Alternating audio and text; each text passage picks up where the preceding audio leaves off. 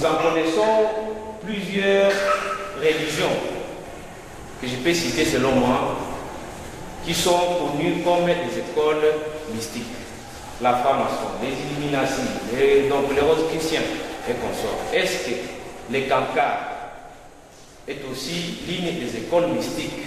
Quels sont les avantages ou l'avantage d'être équiste? La troisième question. Reza, en parlant là, j'ai pressenti que vous avez cité même les 5 passions du mental. Les 5 passions du mental, selon ma petite connaissance, il paraîtrait que pour qu'un équiste aille un peu de l'avant, puisse évoluer bien, il doit respecter ces 5 passions du mental. Et s'il y a un équiste qui est déjà équiste, non plus chercheur, qui ne respecte même pas ces 5 passions du mental, donc, peut-il bien évoluer ou ça sera quoi? Je m'arrête d'abord à ce niveau, je vais continuer. Merci beaucoup. Et les autres membres, les autres églises, je ne sais pas, entre autres les chrétiens, que ce soit équistes, que ce soit les chrétiens, nous sommes tous âmes et nous cherchons Dieu. Et Kankar est-elle une école de mystère? C'est non. Et Kankar n'est pas une école de mystère. Et Kankar, c'est une religion. Tout ce que nous faisons avec Kankar, n'importe qui peut le savoir. Nous n'avons pas des endroits secrets où nous nous réunissons. Nous nous réunissons dans des centres que tout le monde peut fréquenter, dans des lieux publics comme aujourd'hui, nous sommes ici. Tous nos ouvrages sont à la disposition de tout le monde. Nous apprenons à tout le monde à chanter le you, à faire les autres exercices spirituels qui sont contenus dans les livres des Kankar. Donc nous n'avons rien à cacher, il n'y a aucun mystère dans les Kankar.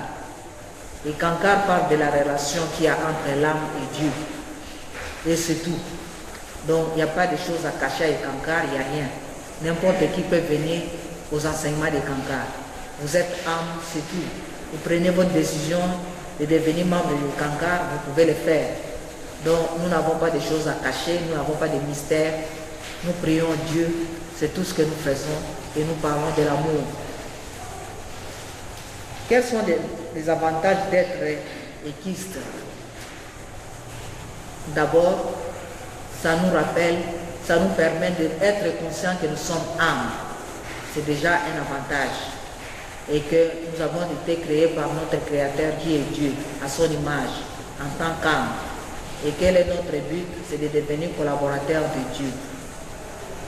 Et qu'à travers les expériences, nous pouvons expérimenter cet état de conscience que nous appelons âme. Et ensuite, nous avons des enseignements personnels que notre guide spirituel met à notre disposition. Et nous pouvons nous retrouver avec d'autres membres des Kankar dans des activités telles que les chants du jour, les offices spirituels, les séminaires qui sont organisés à travers le monde, etc.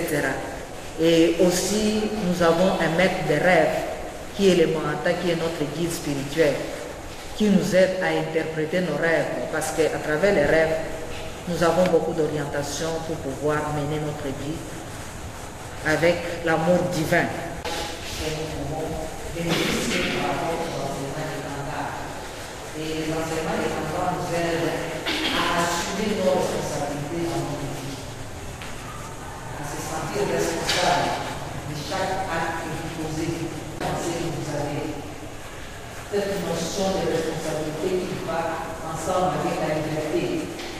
Vous décidez librement d'agir, mais avec responsabilité. Donc vous devez accepter les conséquences de tout acte que vous allez poser. Je m'appelle James Bruno, j'ai 2 petites préoccupations.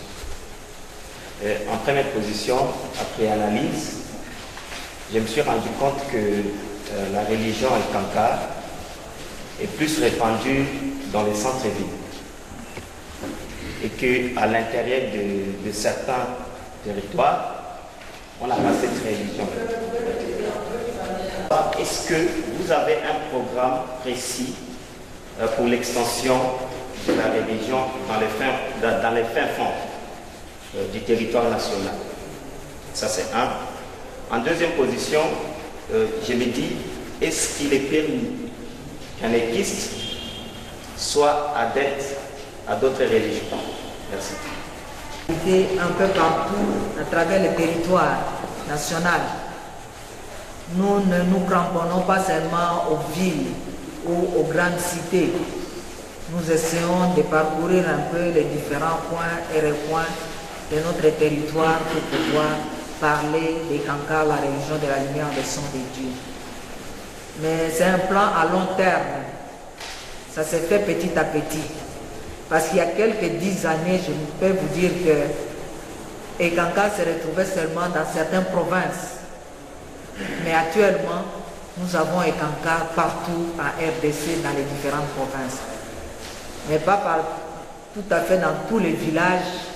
Non, il y a certains villages, effectivement, qui ne connaissent pas les enseignements des Kankars, mais nous y allons petit à petit. Avec le temps, nous pensons que nous allons arriver à couvrir tous les villages, etc. de la RDC. Votre deuxième question. Et vous aussi, vous allez nous aider dans ce sens que vous avez entendu parler des Kankars dans votre conversation aussi.